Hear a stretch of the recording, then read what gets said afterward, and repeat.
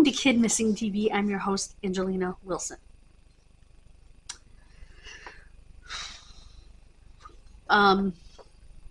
This is the case of the victims of early serial killer Eugene Butler.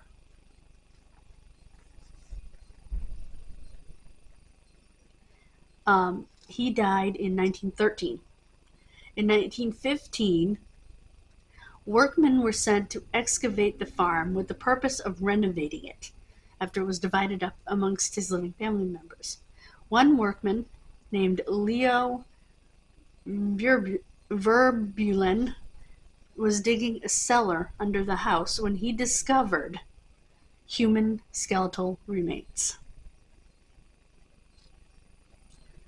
All of them had crushed skulls.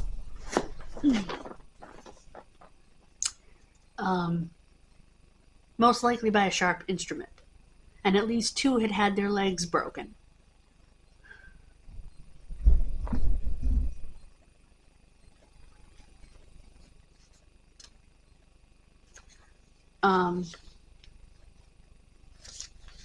They thought that one group of the remains could have been a family. 2 women, possibly housekeepers, and their children.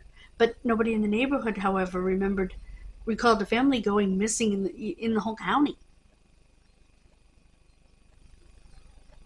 And it was ruled out that they were his relatives.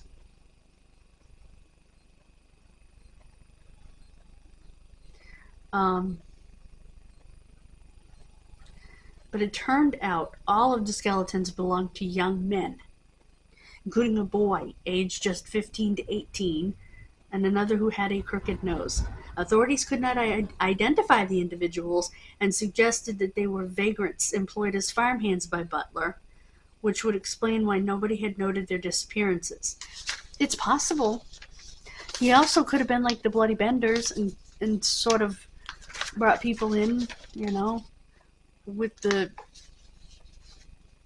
saying,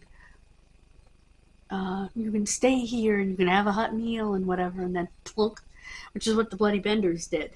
We'll explore them in another video on a Serial Sunday that we're starting up once a month.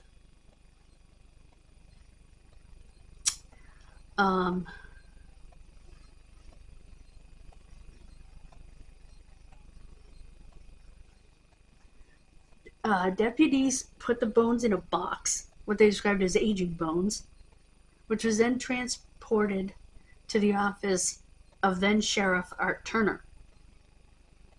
Some of the bones were stolen by souvenir hunters, which happened back then, unfortunately. Because after this gruesome find, onlookers came, gawkers, that's what I'd like to call them, to observe the crime scene. There was one lead to a possible identification.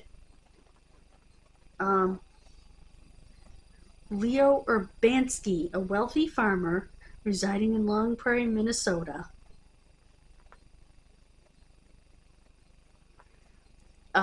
he had an attorney write to the state's attorney, Burtness, claiming that one of the victims might be his brother, John Urbanski. John, who also went by the name John Miller, disappeared near Niagara. This is Niagara, North Dakota, by the way, just so we're not confused, in 1902. Before his sudden vanishing in the city, he had written a letter to his brother stating that he was working for a bachelor in the city. The letter's postmark indicated it had been mailed from Larimore, the town where Butler conducted business. They're still unidentified.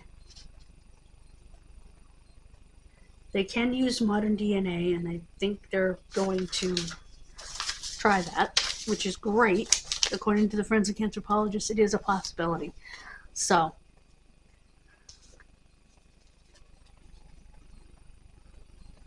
in 2016, they were still working this case. The Grand Forks County Sheriff's Department reached out to the public in an effort to find new leads, as the old case records were either destroyed or lost.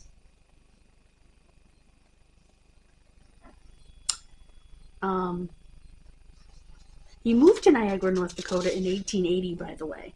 Eugene did.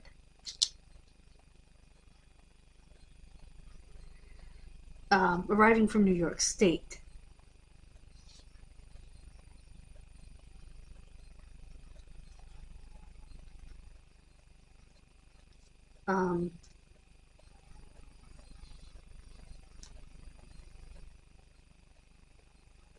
He had very strange behavior, such as riding his horse around at night and screaming for no apparent reason.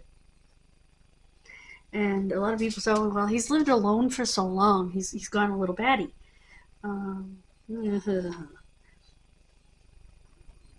Butler had hallucinated that all widows and old maids in the country wanted to marry him.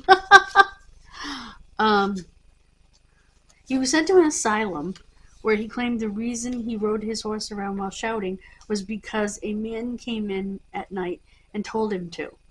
Butler proceeded to spend an uneventful 7 years in the hospital, where he finally died on October 22nd, 1911.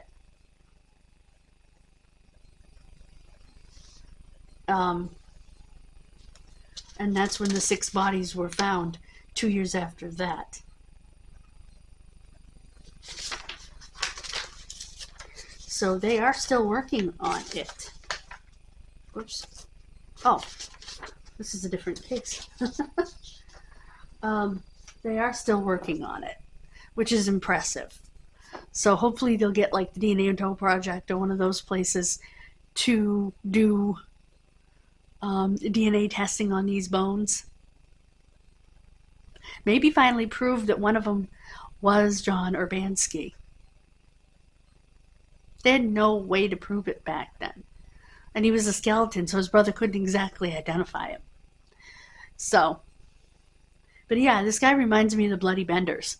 Like I said, we will touch on that. I think next month in our first Serial Sunday, because I'm going to do them monthly. We'll touch on the Bloody Benders. It is a case that's been done a bit, but I want to list out the names of the victims. And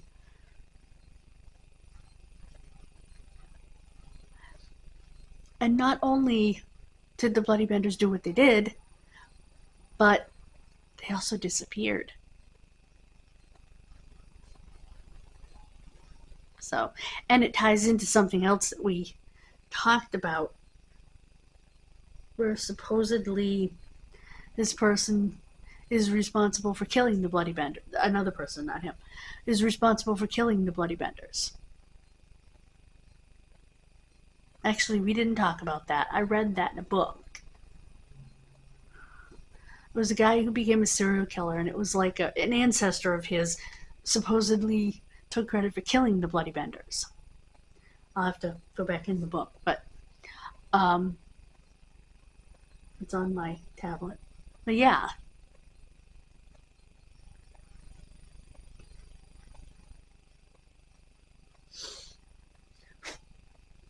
So I hope you enjoyed this video. Like I said, I have no poster because I have no reconstructions or anything, really. God bless you. I will see you next time with the St. Kildare Jane Doe. Yeah. St. Kilda, sorry. Jane Doe. From Australia.